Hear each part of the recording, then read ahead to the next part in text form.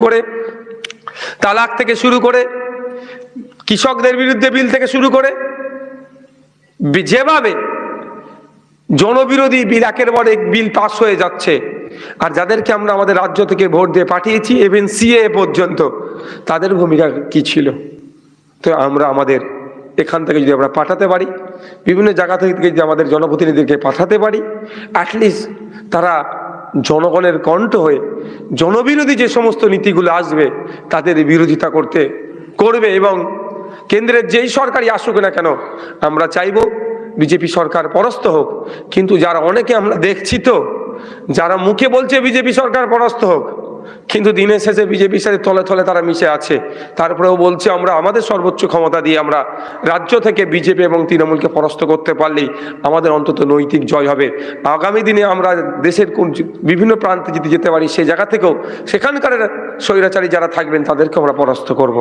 তাই আমি অনুরোধ করব, এখানে যারা আছেন, বুথ স্তরের যারা আছেন, ব্লকের যারা আছেন, আপনারা দায়িত্ব ভাগ করে নিয়ে বাড়ি বাড়ি পৌঁছে যান। আজ থেকেই আপনারা দায়িত্ব নিয়ে নিন।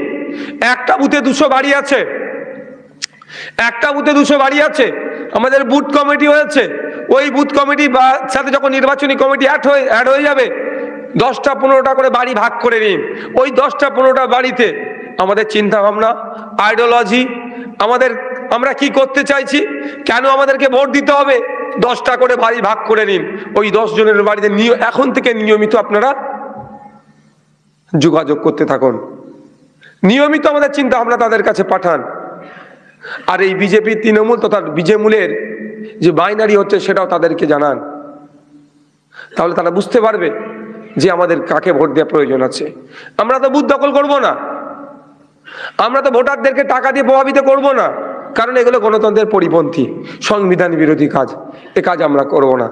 আমরা মানুষের কাছে একবার নয়, একাধিকবার যাব, একাধিকবার গিয়ে মানুষকে উৎসাহিত করব, মানুষকে বলবো আমার ভরসা, আমার বিশ্বাস, আপনারা যদি মানুষের কাছে পৌঁছাতে পারেন, মানুষকে যদি বলতে পারেন, সাথে সাথে এটাও বলবেন যে সমস্ত পঞ্চায়েতে আমরা জিতেছি, পঞ্চায়েত নির্বাচনে, ত্রিস্তরীয় পঞ্চায়েত নির্বাচনে আমরা একটা কথা বলেছিলাম, আমরা কাজেও সেটা বাস্তবায়ন করছি, যে পঞ্চায়েতের মেম্বার মানুষের দ্বারে দ্বারে গিয়ে পরিষেবা প্রদান করবে তার এখতিয়ারের মধ্যে। ঠিক একইভাবে আপনারা বলবেন, দায়িত্ব নিয়ে বলবেন, আমাদের এমপিকে আপনারা, আমাদের ক্যান্ডিডেটকে আপনারা জিতিয়ে এমপি করে পাঠাবেন।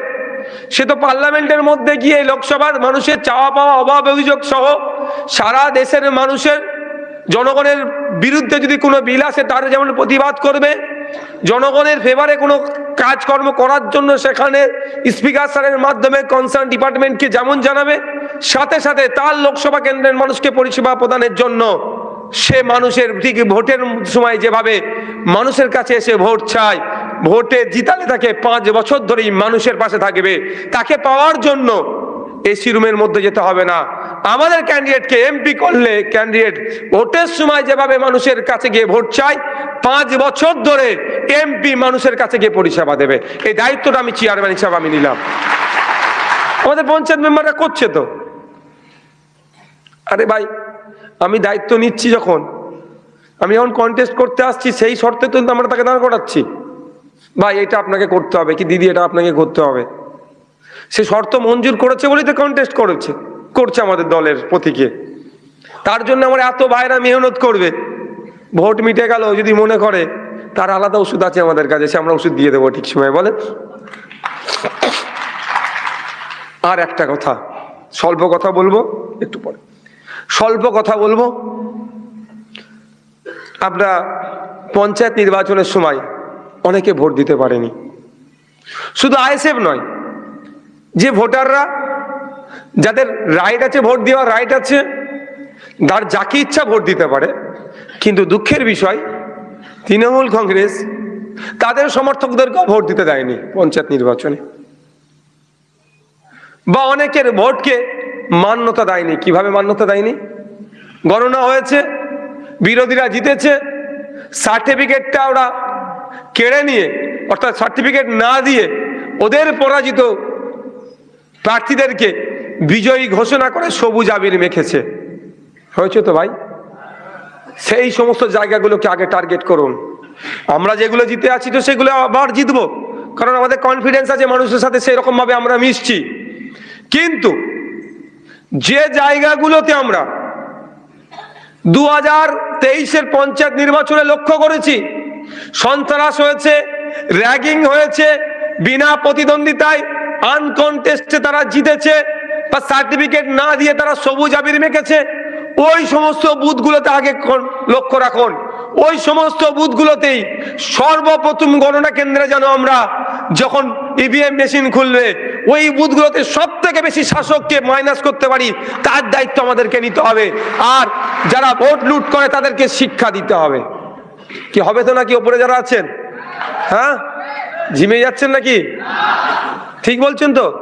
এখানে অবস্থা দেখুন না, এই তো উন্নয়ন, বলছে লাইট কেটে গিয়েছে, কি হবে বলুন তো? আমি তো ভাবছি সিনেমার কোনো শো চলছে নাকি, সব অন্ধকার করে রেখেছে। আমি তো প্রথমে এসে কিছুক্ষণ আমাকে ওপরে দেখতে হলো, মানে লাইট থেকে এসেছি তো এই উন্নয়ন, যাকে এই বিষয়ে যাচ্ছি না, যা ভাগ্যক্রমে পেয়ে গেছি আমরা, আবার ভবিষ্যতে পাবো কি গ্যারান্টি নাই। তবে এমপি হলে আমরা এখন সাংবাদিক বন্ধু কালকে রাত্রে যখন আমার আজকের প্রোগ্রামের শিডিউলটা তাকে পাঠিয়েছি, তো সে আমাকে ফোন করে বলছে, নওশাদ ভাই। হ্যাঁ, কি দাদা বলুন? বলছি তোমরা বারাসাত রবীন্দ্র ভবন পেয়ে গেলে? বিশ্বাস করুন, আমি বললাম দাদা ওই পেতে গেলে ওইটা পাওয়ার জন্য অনেক কাঠখড় পোড়াতে হয়েছে। সিরিয়াস বলছি, আমাকে বলছে যে তোমরা বারাসাত রবীন্দ্র ভবন পেয়ে গেলে, মানে কি এই সরকারি জায়গা তৃণমূলের বাবাকালী সম্পত্তি, তো এগুলো ভাঙতে হবে। এটা তৃণমূলের টাকায় তৈরি হয়নি, অভিষেক ব্যানার্জির পিসির টাকায় তৈরি হয়নি, এটা জনগণের টাকায় তৈরি হচ্ছে, এটা জনগণের সম্পত্তি। হ্যাঁ, এখন তৃণমূলকে মানুষ চেয়েছে কিভাবে আমরা ভালো করেই জানি। তারপরেও বলছি এখন তৃণমূল শাসন কার্য আছে, এটা পরিচালনার দায়িত্ব তৃণমূলের হাতে আছে এখন। আবার এটা টাকাটা যদি আবার সেই সময় টাকাটা কাটা তুলেছিল বামফ্রন্টের আমলে, তাহলে বামফ্রন্টটা বলবে আমাদের আমলে হচ্ছে বুদ্ধবাবু তালা মেরে আমরা রেখে দেবো, যদি কোনো সময় ক্ষমতায় আসি তখন অন করবো। সেটা কি মেনে নেওয়া যাবে? ঠিক সেটাকে যেমন মেনে নেওয়া যায় না, ঠিক একইভাবে যদি তৃণমূল মনে করে এখন শাসন আমলে এটা ওনাদের বাবাকালী সম্পত্তি, এটাকেও মেনে নেওয়া যায় না। এই দম্ভ, এই গণতান্ত্রিক পরিস্থিতিকে আমরা ধ্বংস করার জন্যই তো রাজনীতির ময়দানে এসেছি আমরা।